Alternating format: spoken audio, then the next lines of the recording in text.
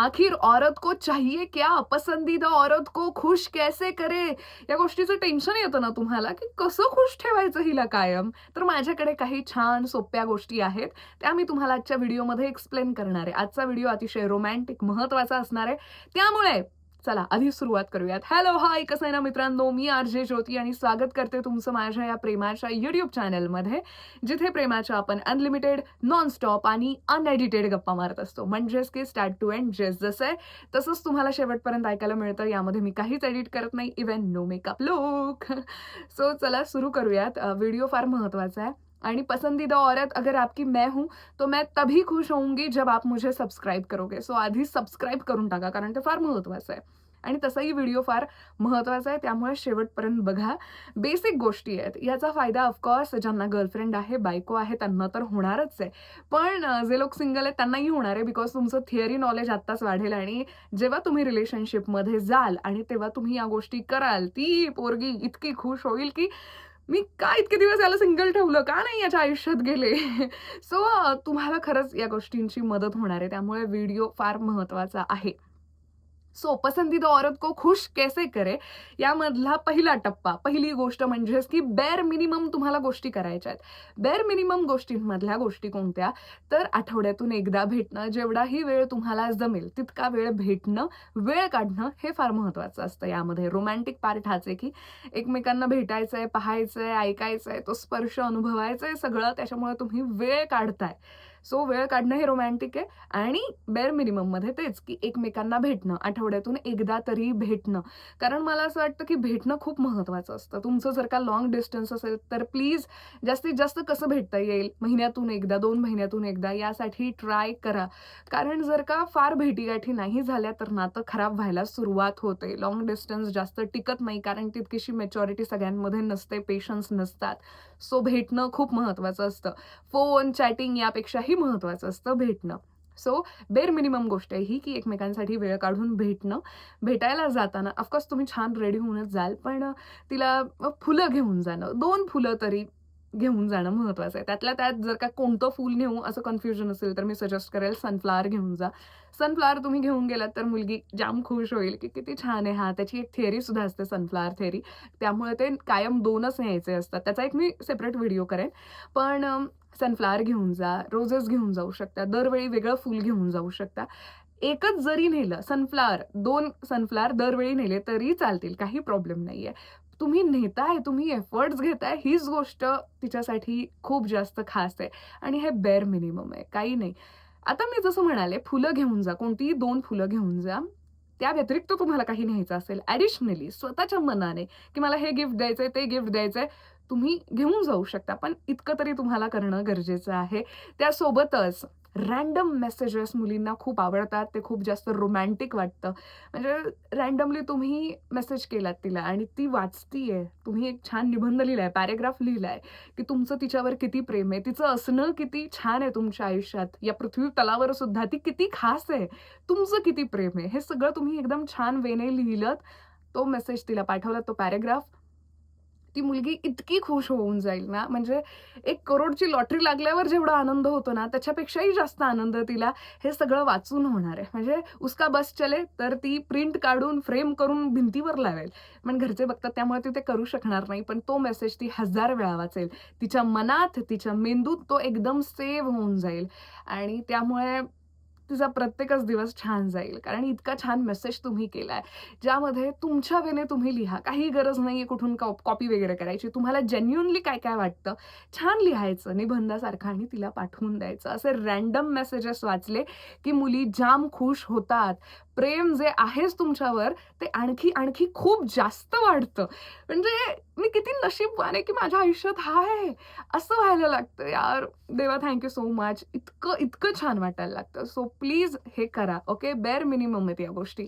Number 2 is noticing. Notice केलेलं मुलींना खूप आवडतं. आता नोटीस काय करायचं, तर तुम्हाला गरजेचं आहे तिला नीट पाहणं.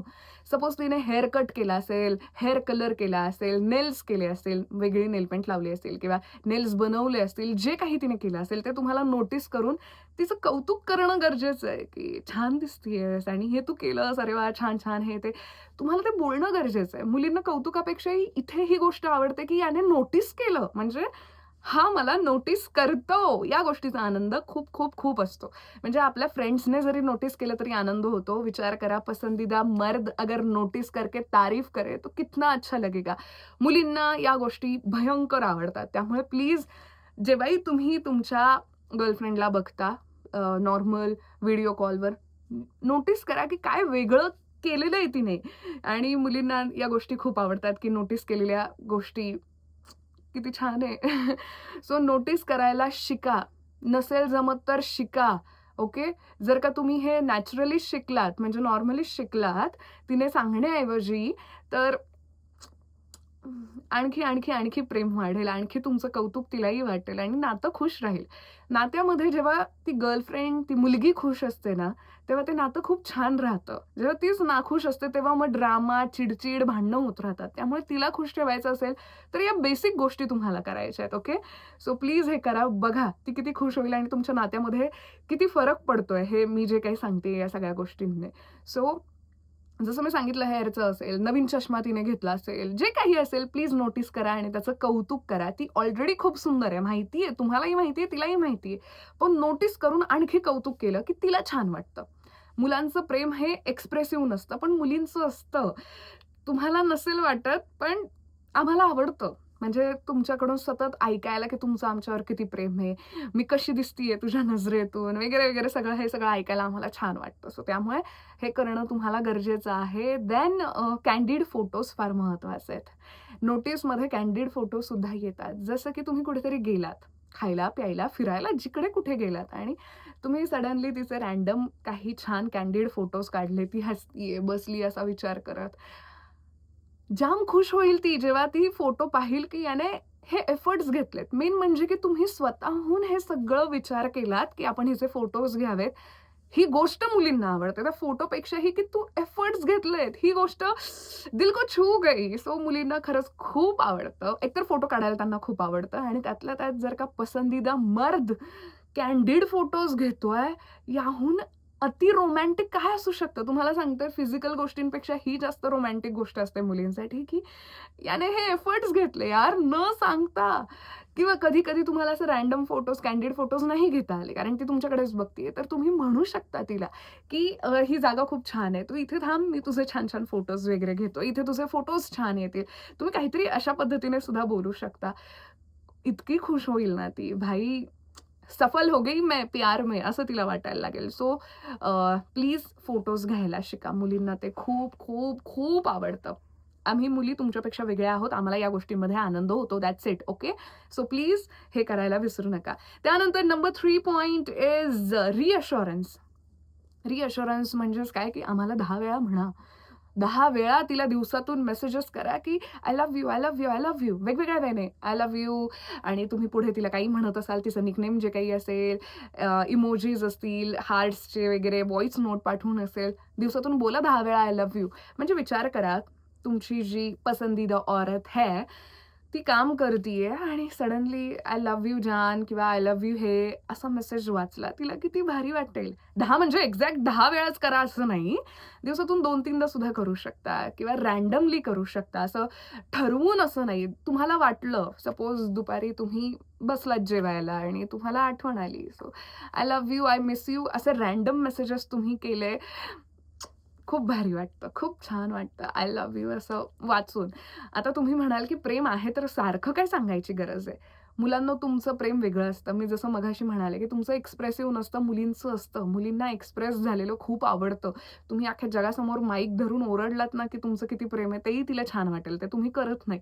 सो मुलींना खूप आवडतं एक्सप्रेस झालेलं, की हा किती छान सांगतोय, किती बोलतोय, किती प्रेम दाखवतोय. मुलींना ते खूप आवडतं. त्यामुळे तिला असे मेसेजेस करा, I love you, I miss you जे काही असेल ते मुलींना छान वाटतं. दिवसातून 10 वेळा कराच. 10 म्हणजे एक्झॅक्ट लिहून नका ठेवू 10 वेळा.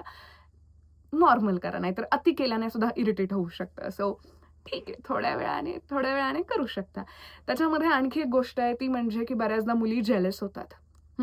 सो जेलस जेव्हा ती होतीये तिला तुम्ही सिक्युअर फील करून देणं महत्वाचं आहे, की जेलस वगैरे नको होऊ. I am with you. मी तुझाच आहे, मी तुझाच राहणार आहे. मला तुझ्याशिवाय कोणी प्रिय नाहीये या जगामध्ये. म्हणजे फॅमिली वगैरे सोडून. तुझ्याशिवाय मी कोणत्याच मुलीचा विचार करत नाही. काही नाही, काही नाही. So don't jealous. Okay? So मुलींना फार वाईट वाटतं. म्हणजे जेव्हा जेलसी होते तेव्हा ही पण फिलिंग येते, की आता हा मला सोडून जाईल की काय? सो तिला तेव्हा सिक्युअर फील करून देणं, तिचं महत्त्व तिलाच पटवून देणं फार महत्त्वाचं आहे. माझा दुसरा चष्मा पडला. हां. सो हे फार महत्त्वाचं आहे आणि प्लीज हे करा आणि जेलसी मुलींमध्ये नॅचरलीच असते. ती कोणत्याही वयोगटातली स्त्री असली, जेलसी सगळ्याच मुलींमध्ये असते. सहज जेलसी होते, की कधी-कधी तिच्या नजरेतून सुद्धा ते पकडता येतं. सो त्यामुळे त्यावेळी तुम्हाला तिला सिक्युअर फील करून देणं गरजेचं आहे, की तुम्ही तिचेच आहात. बाकी काही रिप्लेस कोणी होऊ शकत नाही. वही फिक्स है. सो ते आवडतं जेव्हा तुम्ही सिक्युअर फीलिंग देता. जेव्हा ती जेलस होते. ऑफकोर्स हे जरासं प्रॉपर रिलेशनशिपमध्ये किंवा सीरियस रिलेशनशिपमध्ये होतं, पण ते गरजेचं सुद्धा आहे. आणि त्यातलाच आणखी एक मुद्दा मला सांगायचा आहे रिअश्युरन्समधला, की रँडम कुठल्याही मुलीचे फोटोज लाईक करू नका, कमेंट करू नका. मुलींना नाही आवडत ते. जेलसी आणखी वाढते, चिड वाढते आणि इन्सिक्युरिटी फील होते, की याने का केला असावा हिचा फोटो? यामध्ये असं काय की याने हिचा फोटो लाईक केला? आणि मग खूप ओव्हर थिंकिंग करायला लागतात. म्हणजे आता त्याला मी दिसायला आवडत नाही का?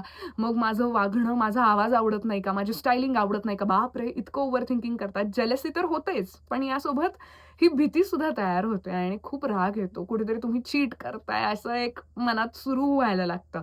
हां, संशयाचं घर सुरू व्हायला लागतं. सो प्लीज सगळ्यात मोठंच गिफ्ट आहे हे तुम्ही तुमच्या पार्टनरला दिलेलं, की कोणत्याही मुलीचे फोटो लाईक किंवा कमेंट करू नका, शेअर करू नका. हां, आणि मुली ना इतक्या असतात ना, त्या म्हणजे प्रॉपर डिटेक्टिव्ह असतात. याने कोणाचे फोटो लाईक केलेत त्या बघतात. नाही आवडत. सो प्लीज नका करू हे. हां, नका करू. अजिबातच नका करू. कोणत्याही मुलीचे फोटो लाईक, कमेंट करू नका. तिच्याशिवाय दुसरी मुलगीच अस्तित्वात नाही असं समजायचं आणि दुसऱ्या मुलींना भाव द्यायचा नाही. नाही आवडत ते. वाईट वाटतं, त्रास होतो, जेलसी होते, सब कुछ होता है एक साथ आणि त्याच्यामुळे वाद होतील. तुम्हाला वाद नको आहेत की नाही, त्यामुळे तुम्हीच जरा शांत राहा. कितीही फोटो आवडला बघायचं सोडून द्यायचं. लगेच लाईक, कमेंट करायची गरज नाहीये. शहाणं बाळ की नाही? सो हे लक्षात घ्या. ओके. सो सगळं सांगून झालंय. त्यानंतरचा एक मुद्दा. हे सगळं तुम्ही करताय, अगदी मनापासून करताय आणि त्याचे रिझल्ट्स छान येतायत तुम्हाला, तरी सुद्धा ती तुमच्यासोबत भांडत असेल, कलेश करत असेल, तर मग काय करायचं? ज्योती तू सांगितलेलं सगळं केलं तरी ती अगं भांडत असते, चिडत असते. तर तुम्हाला सांगते मुलींची प्रेम दाखवायची ही एक पद्धत असते. लव्ह लँग्वेज मुलींची ही असते. भांडणं. भांडलो नाही तर करमत नाही, मजा येत नाही. बोर होतं. काहीतरी मसाला हवा त्यामुळे त्या भांडत असतात.